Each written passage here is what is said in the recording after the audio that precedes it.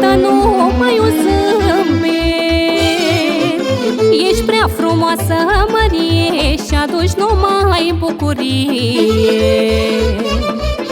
Ai vorbele aurite, de gurița ta rostite.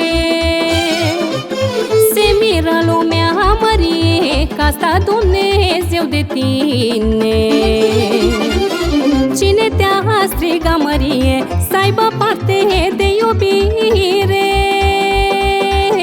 Că Măria ai nume sfânt și iubit pe acest pământ, măi. Cine te-a strigat, Mărie, să aibă parte de iubire? Că Măria ai nume sfânt și iubit pe acest pământ, măi.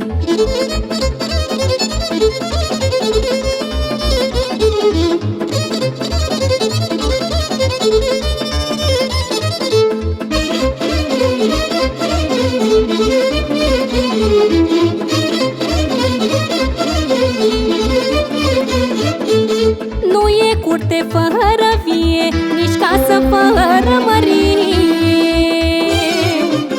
Cum e și Măria noastră, ca o floricică-n glastră.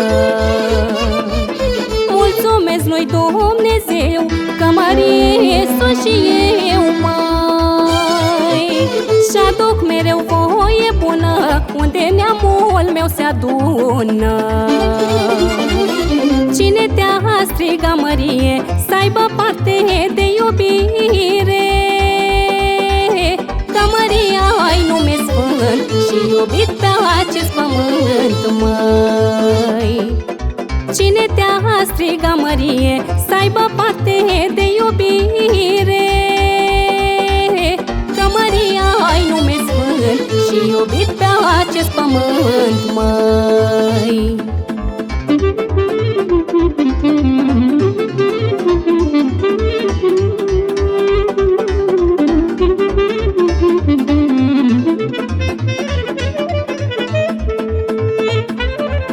Lume dragă mi-ești tu mie, drag și numele Mărie. Că doar n-așa mi l-a dat de când eu m-am botezat, măi. Că strici la mine, Mărie, crește inima în mine.